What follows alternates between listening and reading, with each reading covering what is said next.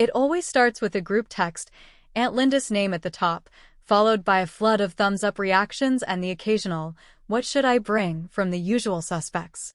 Friday night was game night, and even if you had a broken leg or a bad divorce, you showed up. It wasn't optional, not in our family. Aunt Linda's house had become a sort of Switzerland for dysfunction, neutral ground where we pretended we still liked each other while silently competing to see who could seem the most put together. The laughter was always just a little too loud, the hugs a second too long, and the rules of the games were up for debate every damn time someone started losing. That Friday was no different, except it absolutely was. I showed up 20 minutes late on purpose. That's a trick I learned after years of trying to be on time and still ending up sitting alone on the couch while everyone else filtered in, one by one, with better stories and louder jokes. This time, I walked in holding a bottle of small batch bourbon no one would appreciate and a tired smile no one would question. Aunt Linda hugged me like she always did, tight, like she knew something, and Jeff was already on the couch, beer in hand, grinning like a man who hadn't just had the rug pulled out from under his career 2 weeks earlier. He didn't even wait until we sat down for the first round of categories before he took his shot. "Mark, man," he said, leaning back with that same smug energy he'd had since we were 12, "you still unemployed or just on a permanent sabbatical?" The air changed. It always does when someone lobs a grenade like that, casual and coated in fake laughter. A few chuckled, but most went quiet, waiting to see how I'd respond. I looked over at him, that same confident little bastard who used to pants me at the pool and still called me the tech dude even after I'd moved into my second apartment in the Bay Area. I opened my mouth to answer, but Aunt Linda beat me to it. "Actually," she said, her voice cool and measured, "Mark just got promoted. CEO. Pretty big deal. You could have heard the dice drop." Jeff blinked. Someone coughed. My cousin Sarah nervously adjusted her wine glass, and my brother tried to pivot the conversation with a half-hearted joke about how CEOs never sleep. But it was too late. The pin had been pulled, and the explosion was already echoing in the silence that followed. Nobody clapped. Nobody said congratulations. Jeff didn't even blink in my direction. He just looked down, like maybe if he stared hard enough at the carpet, he'd fall through it and disappear. I didn't say a word either. I just smiled, barely, and reached for a slice of pepperoni pizza like we were still just playing a game. The truth is, I hadn't planned on telling anyone that night. I'd kept it to myself for almost 2 weeks, not out of modesty, but because I knew how it would land. You spend your whole life being the disappointment, and suddenly you've got a corner office and people call you sir, but none of that changes the fact that in your family's mind, you're still the kid who dropped out of grad school and lived out of a Honda Civic for a year. They don't see the grind. They don't see the sleepless nights or the back-to-back investor meetings or the legal hell of contracts and cap tables. They just remember the time you forgot grandma's birthday or that Thanksgiving when you brought a girlfriend who didn't eat meat and everybody had to make a whole separate dish. That night, I realized something deep down, something that had been itching at me for years. They don't want you to fail, but they sure as hell don't know how to act when you win. Jeff was the family golden boy. Star quarterback. Business school. Perfect jawline. The guy who used to show up to game night in button-down shirts and give unsolicited advice about 401(k)s and mutual funds. So when he got laid off for restructuring the third time in 5 years, by the way, everyone rushed to say how unfair it was and how cutthroat the market had become. When I got let go from a tech startup back in 2016, my dad told me maybe I should have picked a more stable industry. Different standards. Different rules. And now, there it was right in front of everyone. The guy who always thought I was a joke, suddenly being forced to swallow the fact that I was running the very kind of company he'd been desperately applying to. He didn't know it yet, but the company I now ran, Sentinel Core, was the same one he'd interviewed at earlier that week.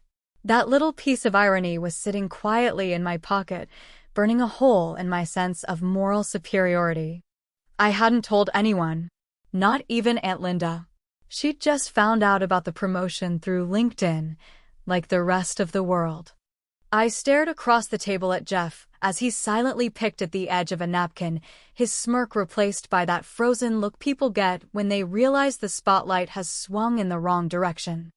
I felt something between pity and satisfaction, a twisted cocktail of emotions that tasted like whiskey with too much bite. And I knew something else in that moment, too. This wasn't over. Not by a long shot. Because success in a family like mine doesn't end the war, it just changes the battlefield. And next round? It was Monopoly. The one game where everyone thinks they're smarter than everyone else. Where power goes to your head fast. Where fortunes are won, lost, and grudges surface like oil slicks. That night, I didn't come to play. I came to watch the whole damn table burn. The thing about families is that the roles we're handed as kids somehow manage to cling to us like stubborn stains no matter how far we go or how much we change.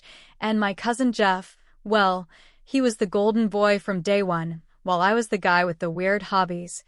The quiet one who played too much StarCraft and never quite fit in at backyard barbecues or holiday dinners. Jeff had charm, that much was obvious, the kind of easy charisma that made teachers look the other way when he slacked off and made parents beam with pride when he won some meaningless award for most likely to lead. Even as kids, it was like the universe, or maybe just the family, had already decided who we were going to be. Jeff was the quarterback, the prom king, the guy who looked good in pastel dress shirts and who always knew what to say at the exact right moment. He never asked, "Can I?" He just did things, and somehow everyone supported him. I, on the other hand, spent most of my adolescence buried in code and sketchpads, building websites that no one used and apps that crashed after 5 minutes. I was smart, sure, but smart in a way that didn't matter much to uncles who worked construction or aunts who measured success by wedding rings and job titles that sounded impressive when mentioned at church. I remember this one Christmas, maybe 2 decades ago now, when Jeff announced to the whole living room that he'd been accepted into a top business school. Early decision, of course, and the applause went on for a full minute. Meanwhile, I had just launched my first app, something clunky and unimpressive that scraped comic book data from open APIs. It made no money and had no users, but I was proud of it, in the way you're proud of anything you built with your own hands. I mentioned it over dinner once, and someone, I think it was Jeff, chuckled and said, "That's cute, man. Keep at it." Cute. That word echoed in my head for years. Jeff's life was a montage of achievements, most of them surface level, but that didn't stop the family from holding him up like a trophy at every reunion and cookout. He graduated with a business degree, got a job at a Fortune 500 company straight out of college, and showed up to our aunt's 50th birthday party in a leased BMW like he was the prince of the Midwest. I, meanwhile, was 2 startups deep, both of which had flamed out in spectacular fashion. I slept on couches, begged friends for loan extensions, pitched investors with more confidence than actual traction, and still, they looked at me like I was just drifting. What they didn't see, and what Jeff never understood, was that failure was my crucible. Every collapsed venture taught me more than a padded salary ever could. I learned how to pitch, how to survive, how to lose with grace and bounce back with grit. Jeff, on the other hand, coasted. He got jobs because he knew how to play the game, how to talk the talk and dress the part. But walking the walk? That was always someone else's job. I saw his resume once, back when he sent it in because yes, eventually, he did send it in, right to my company, without even realizing I was the one reading it. It was padded to hell. Buzzwords stacked on buzzwords, like synergistic team leadership and operational optimization frameworks, all the corporate garbage that sounds impressive until you realize it means absolutely nothing. Worse, he lied about leading teams he was never in charge of. One phone call to my head of HR confirmed he'd been let go from his last job not for restructuring, as he claimed, but for threatening a junior staff member during a team meeting. Apparently, things got heated, and Jeff couldn't handle being challenged by someone younger and smarter. But nobody in the family knew that. To them, Jeff was still the guy with the tailored shirts and the neat little life plan, even though that plan had crashed and burned more times than anyone cared to admit. And me? I was still just Mark, the computer guy, a curiosity at best, a cautionary tale at worst. That night at game night, watching him deflate under the weight of Aunt Linda's casually devastating reveal, I wasn't thinking about revenge, not really. I was thinking about all the years I'd spent trying to prove to these people that I mattered, that my work meant something, that I wasn't just some sad little hacker holed up in a San Jose apartment living off ramen and hope. I was thinking about the time Jeff told me I should get serious with my life, like he had, like a job at a corporation where you're just another cog in the wheel with something to aspire to. There's this strange thing that happens when someone who always had the upper hand suddenly finds themselves beneath you, not physically, but in status, in power, in opportunity. They don't know how to look you in the eye anymore. It's like the roles were written in concrete, and you just cracked the mold with your bare hands. Jeff wasn't just surprised that I had become a CEO, he was disturbed. Because if I could do that, then what else was possible? What else had they gotten wrong? That's the part that eats at people. Not that you succeeded, but that you succeeded without them, in spite of them, and now they have to recalibrate everything they thought they knew about you. And let me tell you, people would rather believe you got lucky than admit they underestimated you. Jeff wasn't ready to rewrite the narrative, and the worst part for him was that I didn't even need to say a word. He made the joke. Aunt Linda made the reveal. I just sat there, sipping soda, letting silence do the heavy lifting. And trust me, silence weighs more than 1,000 clever comebacks. It's a strange thing, getting everything you ever said you wanted, only to find yourself unsure whether to tell the people who supposedly matter most to you. When the call came through on a gray Wednesday morning, I was sitting in a bland, over-air-conditioned conference room in downtown Oakland, nursing a burnt coffee and pretending to focus during a quarterly board review. My phone vibrating against the table like it was trying to remind me of something more important. When I stepped out and took the call, the voice on the other end, David Kim, the chairman of the board, spoke in his usual, dry monotone, like he was ordering lunch. "We voted this morning," he said. "You're in. Congratulations, Mark." Effective immediately. There was no champagne. No dramatic handshake or slow clap moment. Just me, standing in a hallway next to a malfunctioning vending machine, holding a paper cup of coffee and a piece of news that would have made my 25-year-old self cry from disbelief. I stared at the wall across from me, which was painted some institutional shade of beige, and thought, so this is it. This is what winning feels like. I didn't tell anyone that day. Not my mom. Not my brother. Definitely not anyone in the family group chat, which at that moment was busy debating who would bring guacamole to Aunt Linda's game night. I went back into the boardroom, nodded through the rest of the meeting, and then went home to my small but beautiful 2-bedroom condo, cooked myself some over-salted stir-fry, and watched reruns of The Office until the absurdity of the moment wore off, just enough for me to fall asleep. The thing is, I hadn't been chasing the title. Not really. Sentinel Core was my third company, but the first one that had stuck longer than 2 years. It started in a cluttered garage in Emeryville with 2 laptops, an idea I couldn't stop thinking about, and a co-founder who eventually left for Google after our second round of seed funding. I stayed. I built. I hired smart people who didn't care about my resume but believed in the work. We scraped and fought for every contract, slowly carving out our own little piece of the cybersecurity world while the bigger players looked the other way. And now, for years later, we were a Series C-funded company with 86 employees, a board of directors, and clients with more money than sense. Somehow, I was the one left holding the wheel. When the promotion came down, it wasn't just a corporate maneuver, it was a confirmation. That I wasn't just the guy behind the code, that I could lead, that I had earned this. But here's the part nobody tells you: success feels surprisingly private. The bigger the title, the fewer people you can talk to about it without sounding like an asshole. And with my family? Forget it.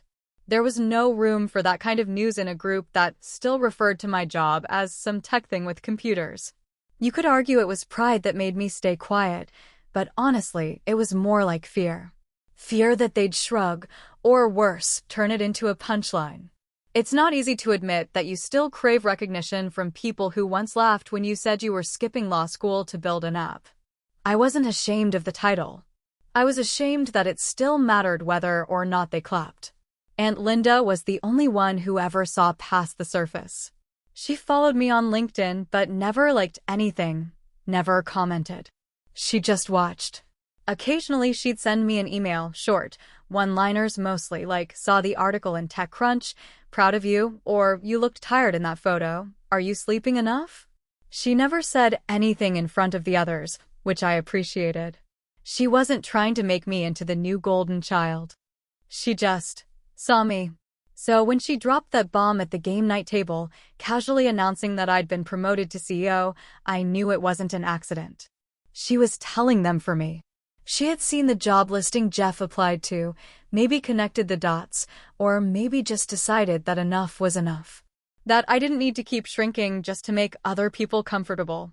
It's wild how long you can go hiding your own success because you're afraid of how it might be received. Not by strangers, but by the very people who sat across from you at every Thanksgiving dinner, who knew your childhood fears, your first heartbreak, and that 1 year in college when you completely fell apart. My family had watched me fail in real time. That kind of memory burns itself into their image of you.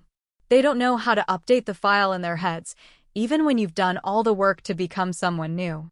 That's why I said nothing.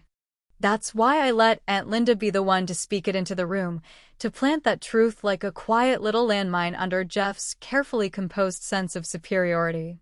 Because I wanted them to hear it from someone they respected. Not from me. From her. It wasn't about putting Jeff down, not entirely. It was about reclaiming a little dignity. About reminding everyone that some stories take longer to unfold.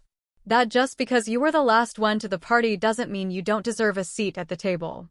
And so I sat there, sipping my soda, letting the silence stretch, while everyone adjusted their view of me, like they were squinting at something they thought they recognized but suddenly couldn't name.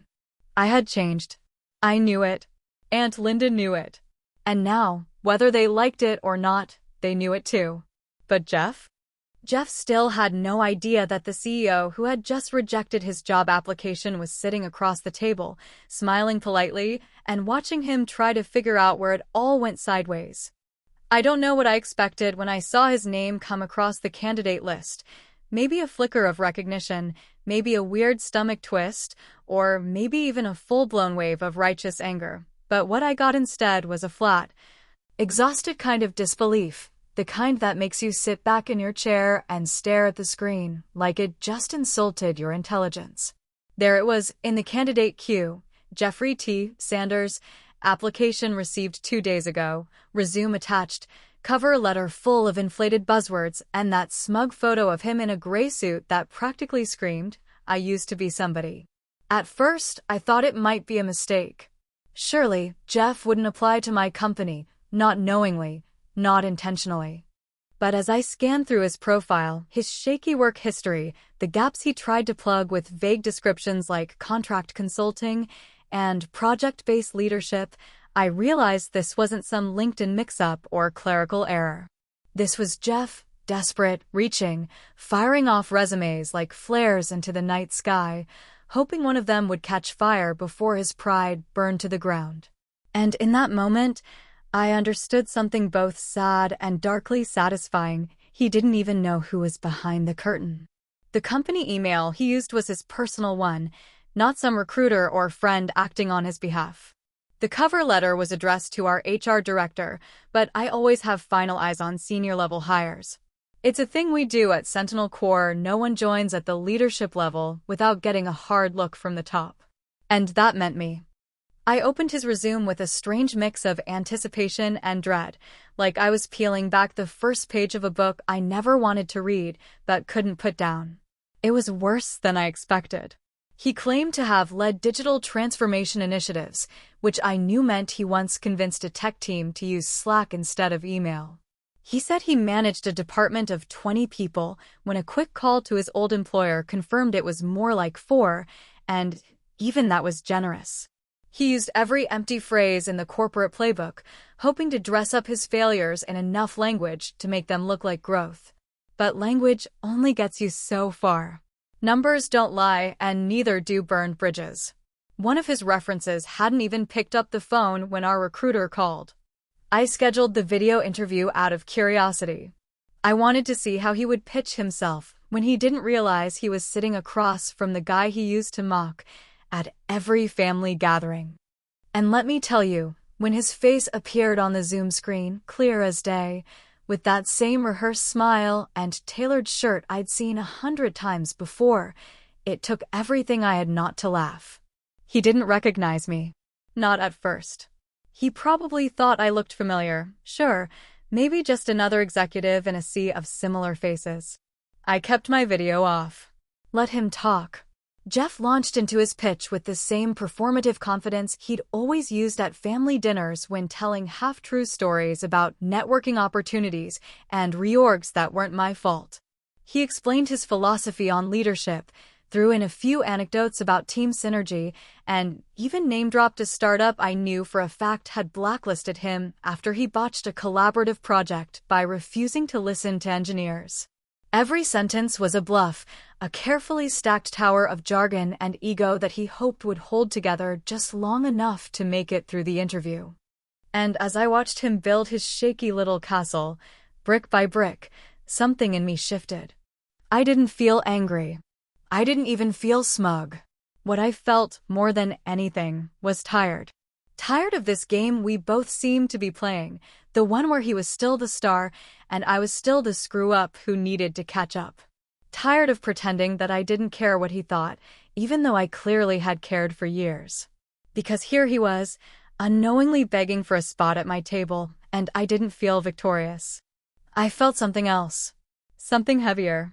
When it was my turn to speak, I asked one question, simple, direct, and loaded. Can you tell me about a time you had to lead under pressure, especially when your authority was questioned by someone more experienced than you? His face faltered. Just a crack. Just for a second. But I saw it. The old Jeff would have leaned in, owned the question, spun a story. This Jeff?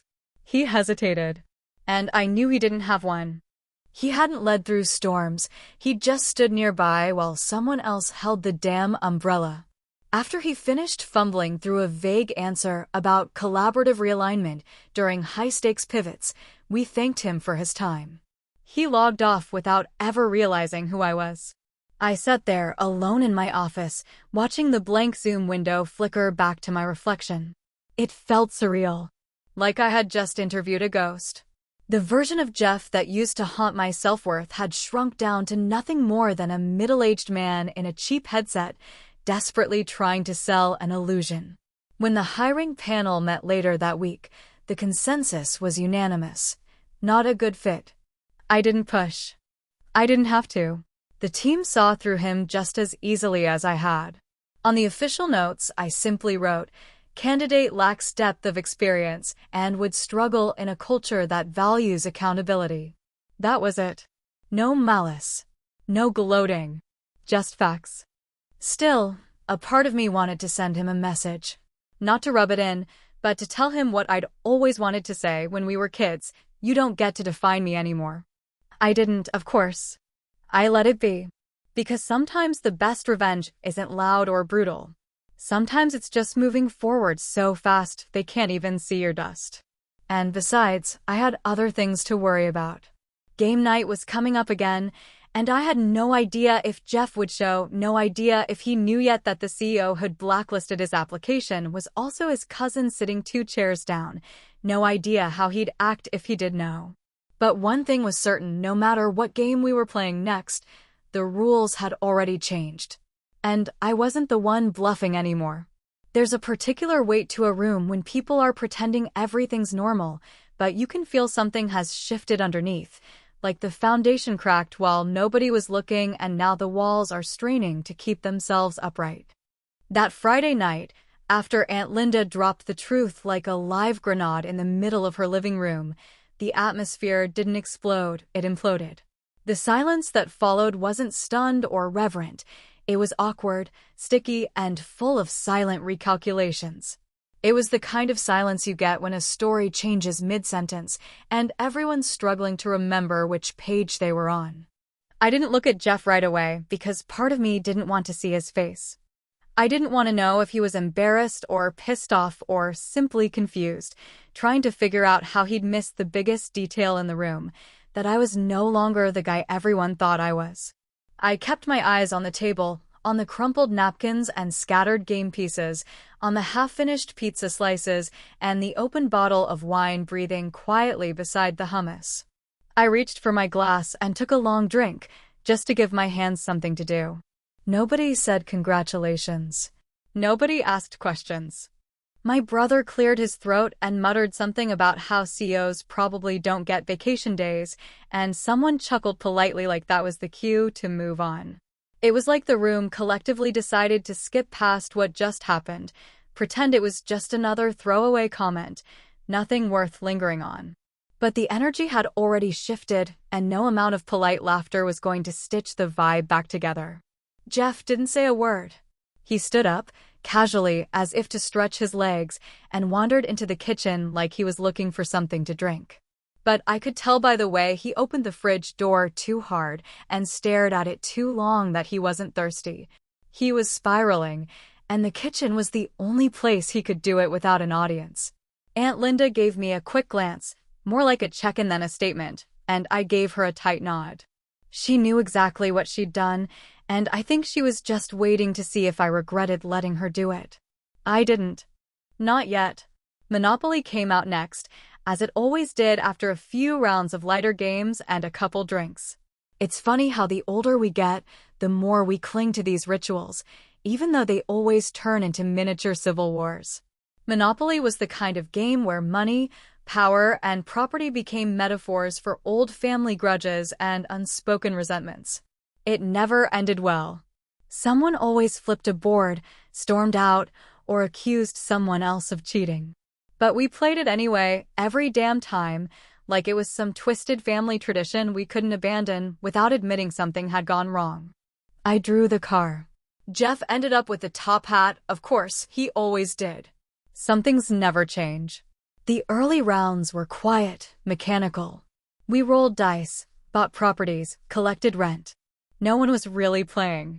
We were just going through the motions, pretending it was just another game night and not a stage for whatever the hell had just been revealed. But the silence between turns stretched longer than usual, and when someone landed on boardwalk, no one laughed. It used to be funny when someone got crushed by rent or wiped out by a hotel. Now it just felt mean. I watched Jeff out of the corner of my eye as he played. His face was neutral, but I could see the tension in the way he handled his game money, folding it too sharply, stacking it too precisely. He was trying to keep control, trying to maintain the image. But I could feel it unraveling. Every roll of the dice felt like another crack in the dam. At one point, he paid rent to me, landed on one of my oranges, I think, and his hand trembled ever so slightly as he handed over the bills. Just enough that I noticed. Just enough that I knew it wasn't about the game. Someone made a joke about inflation, and the conversation briefly turned toward the housing market. My cousin Sarah said something about interest rates, and my uncle grumbled about taxes.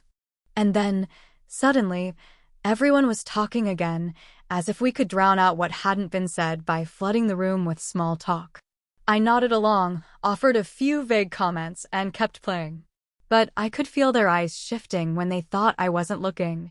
I could feel the recalibration happening in real time, how they were rewriting the story they'd told themselves about me, adding footnotes, revising conclusions. But nobody asked about the company. Nobody asked how I got there, how long I'd been working toward this, what sacrifices I made, or what it actually meant to be CEO. It wasn't curiosity that filled the room, it was discomfort. Because acknowledging what I'd accomplished meant admitting that they'd misjudged me. And most people would rather swallow glass than admit they've been wrong for years. Especially about someone they thought they had pegged. At one point during the game, Jeff finally spoke. He asked if anyone wanted to switch pieces because he didn't like how the hat moves. It was a weird comment, unnecessary and oddly timed, and it landed in the room like a dull thud. Nobody responded, and he didn't bring it up again. But the meaning was clear. He didn't like the role he'd been given, whether it was in Monopoly or in life, and he wanted to trade it in before the consequences caught up. The game ended early, as it always did when things got tense. No one declared a winner. We just slowly drifted away from the board like survivors leaving a battlefield. Plates were cleared. Drinks were refilled. Small talk resumed. But the damage was done. The air had shifted. And everyone knew it. That night, as I helped Aunt Linda load the dishwasher, she said, "That went better than I thought." I didn't know if she meant the reveal or the game, so I just nodded. There wasn't much else to say. And Jeff? He grabbed his coat, mumbled something about work early the next morning, and slipped out the door before dessert. No hugs. No eye contact. No good game. Just silence and a vanishing act. Funny thing is, it wasn't his silence that stuck with me. It was everyone else's. Like they were still waiting for permission to treat me like something other than the family footnote. And deep down, I knew that silence was going to follow me for a long, long time. The strange thing about being right, completely, undeniably right, is that it never feels quite as good as you think it will, especially when the people you wanted to impress most can't even bring themselves to acknowledge what's staring them dead in the face. That night after game night, I drove home with the windows down, the spring air a little colder than it should have been for late April, and classic rock playing on the radio like some cinematic soundtrack I didn't ask for. I wasn't smiling. I wasn't celebrating. I wasn't even angry. I just felt hollow, like someone had finally given me the trophy, but the crowd had already gone home, uninterested in clapping for a race they never believed I'd finish. I pulled into the driveway, let the engine idle longer than necessary, and sat there with my hands on the steering wheel, thinking about Jeff's face when Aunt Linda dropped the news. That expression, flat, unreadable, just barely held together with forced composure, had haunted me in some version for most of my life. I'd imagined that moment 1,000 times, back when I was struggling, when I had nothing but code and ramen and overdraft notices, when I'd rehearse what I'd say if I ever got the chance to flip the power dynamic. And now that it had happened, clean, surgical, unexpected, I wasn't sure I liked how it tasted. Because here's the thing they don't tell you about finally proving them wrong. The people you wanted to impress either won't care, won't believe you, or will find a way to make your success about something other than your actual effort. It's easier for them to tell themselves that you got lucky, or that the world changed in your favor, than to admit that they simply didn't see you for what you really were all along. And in a family like mine, where status is whispered behind wine glasses and grudges are inherited like family recipes, that kind of rewriting takes years, if it ever happens at all. I poured myself a drink, sat on the couch, and turned on the TV to some late-night rerun of a sitcom I used to watch in college. The laughter track felt artificial, almost mocking. I muted it, stared at the screen, and tried to figure out why the hell I felt like the loser in a story where I had clearly won. Maybe it was because I'd spent so many years trying to earn something that they were never capable of giving me in the first place. Their approval, their praise, their respect, it was all built on the idea of who I used to be, not who I'd become. And no matter how high I climbed, I'd always be seen from the same angle they'd fixed me into decades ago. There was a time, not so long ago, when I believed that validation, real, public, undeniable validation, would finally quiet that old voice in my head, the one that sounded a lot like Jeff, calling me a dropout, a flake, a dreamer without direction. But now I knew the truth. That voice never shuts up. It just changes tones. Now it whispers you waited too long, or you should have rubbed it in, or worse, it doesn't count if no one notices. I thought about messaging Jeff. Thought about sending him a simple text, something like "small world, huh?" just to see if he'd connect the dots. But I didn't. Not because I wanted to take the high road, but because I realized that what I really wanted wasn't revenge. It was acknowledgement. And that's an even more dangerous craving because it never really gets satisfied. You can feed it 100 compliments, 1,000 LinkedIn likes, a room full of people calling you boss, and it'll still wake up hungry the next morning. I lay back on the couch, staring at the ceiling fan as it rotated lazily overhead, and let myself feel the full weight of everything I'd worked for. The long nights, the quiet victories, the lonely flights to pitch meetings where no one showed up, the rejection emails that started with "unfortunately," the bank accounts that flirted with zero more times than I'd admit.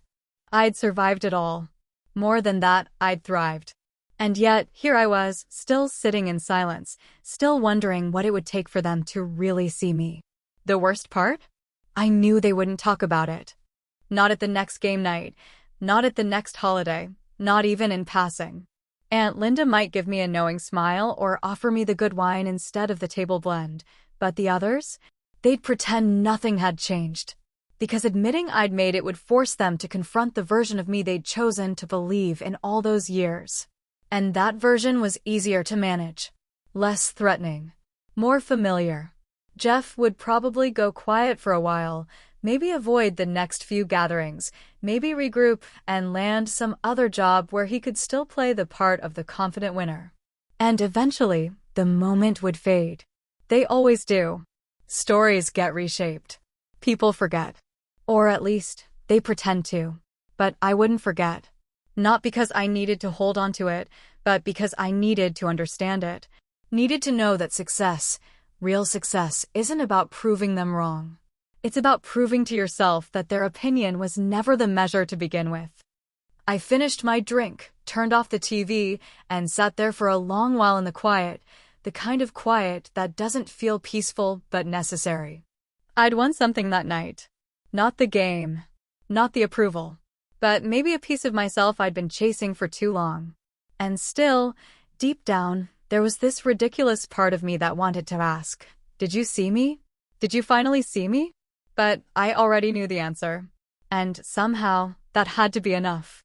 It was almost midnight by the time everyone finally left, the house slowly exhaling as bodies filtered out and the leftover tension floated like cigarette smoke in the air, thin and hard to grab, but undeniably present. Paper plates stacked in the trash, half-drunk bottles of wine standing like forgotten soldiers on the kitchen counter, and Monopoly money still littered across the table like some failed attempt at bonding. I stayed behind, not because I wanted to, God knows I was ready to get the hell out of there, but because Aunt Linda always asked me to help clean up, and truthfully, I think she knew I needed a minute more than I did. She didn't say anything at first, just handed me a dish towel and started rinsing plates, the water running hot and steady like a heartbeat.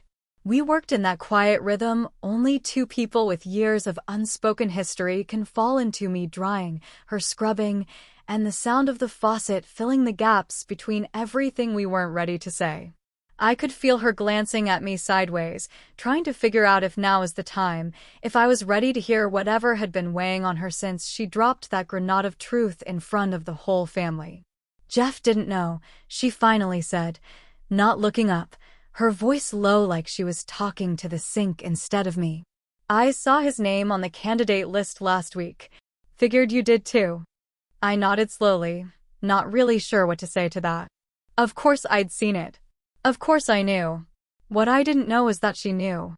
Aunt Linda had always been sharp, the kind of woman who paid attention without making it obvious, who sat at the edge of conversations, but somehow walked away knowing everything that had been said, and everything that hadn't. If she was the first to bring it up, that meant she'd thought about it carefully. That meant she saw the whole chessboard, not just the last move. I debated saying something, she continued, still not meeting my eyes. Thought maybe it wasn't my place. But then I thought about all the years you sat at that table, letting everyone treat you like you were just passing through life, and I decided maybe it was time someone said the damn truth out loud. There was no pride in her voice. No smugness. Just quiet conviction.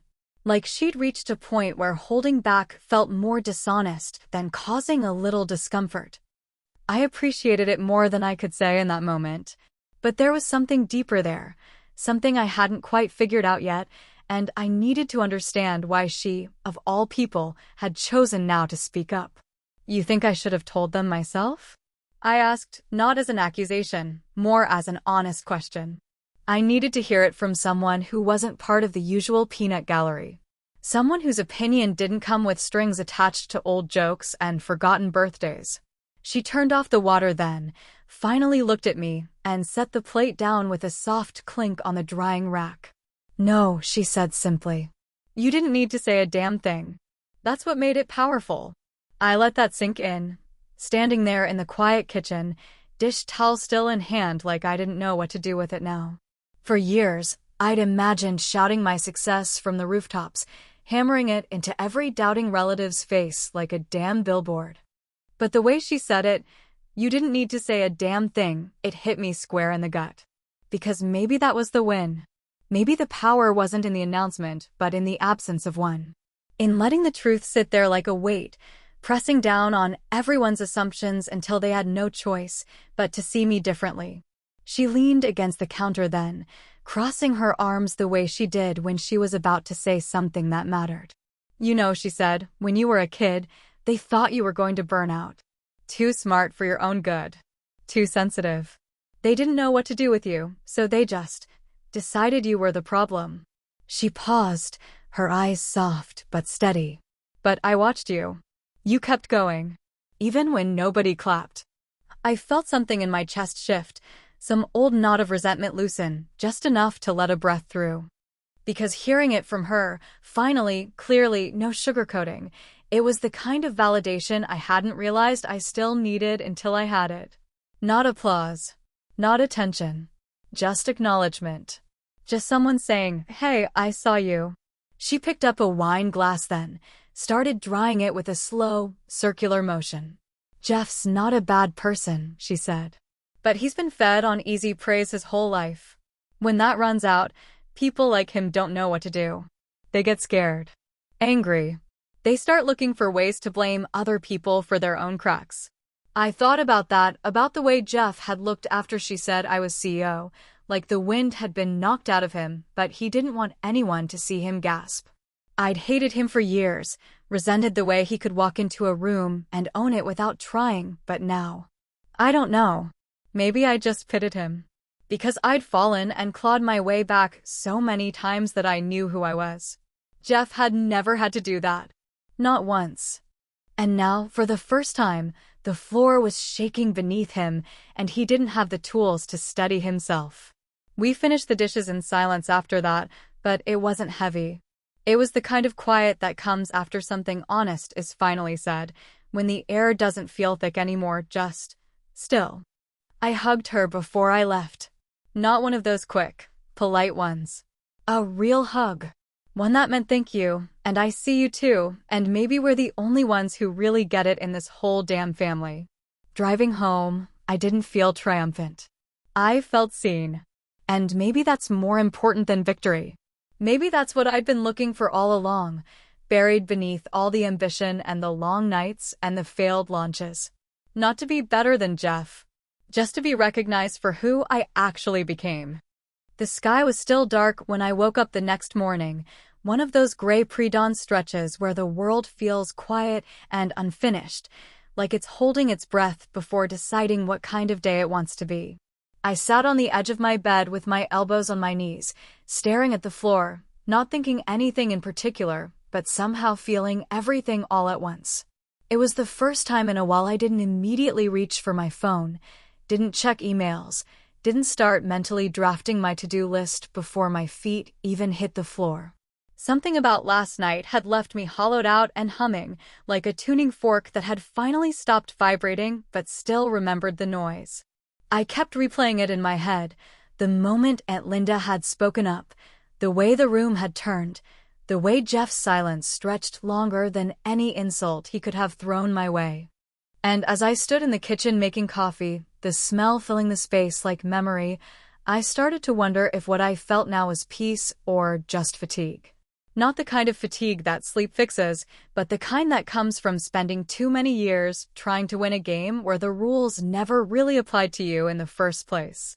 I'd always imagined success as a finish line, a moment where the crowd erupts, the confetti falls, and someone hands you a medal that says you did it. But that's not how it works in real life, especially not in families like mine, where the scoreboard only updates when it's convenient and where certain victories, unless they fit the familiar narrative, get ignored like background noise. You could be a CEO, a founder, a man who built something from the dust, and still be treated like the kid who once forgot to pick up the rolls for Thanksgiving dinner. The irony is that I never even wanted Jeff to fail. I just wanted to stop being defined by the version of me that he and the rest of them froze in their heads when I was 22 and scared and stumbling. I wanted a clean slate, a fair shake, not revenge, just a goddamn reset. And maybe, in some strange way, that's what I got last night.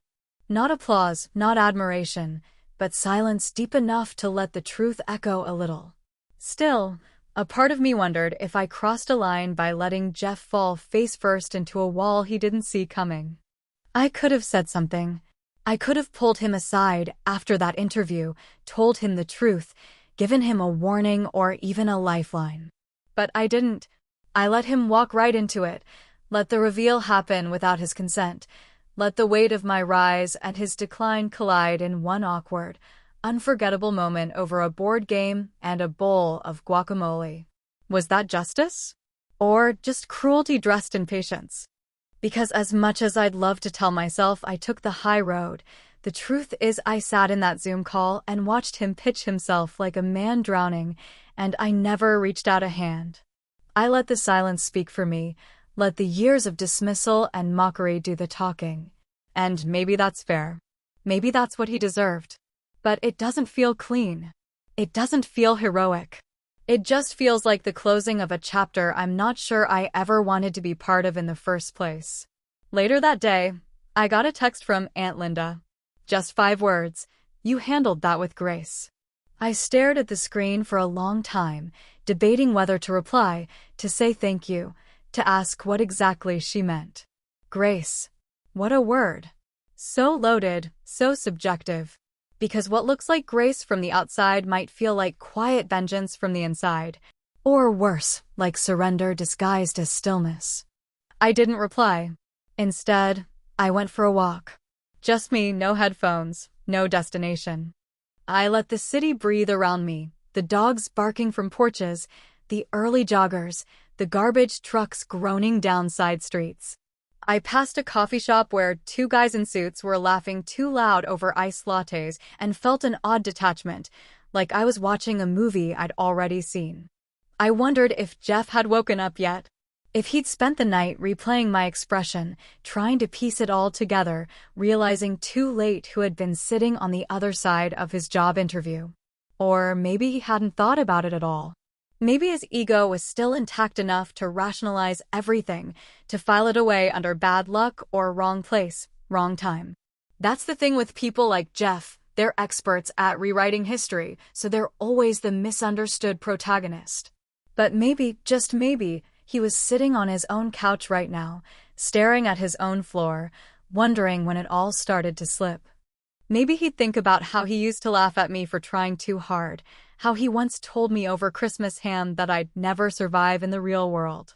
Maybe he'd look back at that moment, that one joke at game night, and realize that sometimes the people you underestimate most are the ones who learn how to thrive in silence.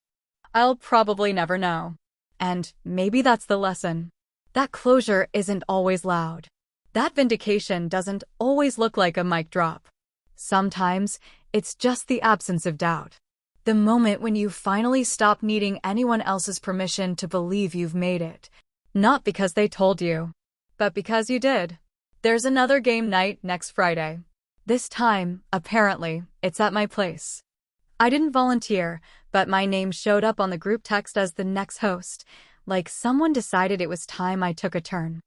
I haven't replied yet. I haven't said yes or no. Part of me wants to cancel, claim I'm busy, skip the whole ritual and avoid the awkward looks and forced banter. But another part of me, the part that stayed quiet for years, the part that built a company while they joked about my little computer thing, wants to welcome them into my world. Wants them to sit at my table, under my roof, and see that the guy they ignored is still here. Still building. Still standing. I don't know if Jeff will come. I don't know if he can face it. I don't know what he'll say if he does. But I know this much. I don't need to win anymore. I just don't want to play by their rules. And this time, the board is mine.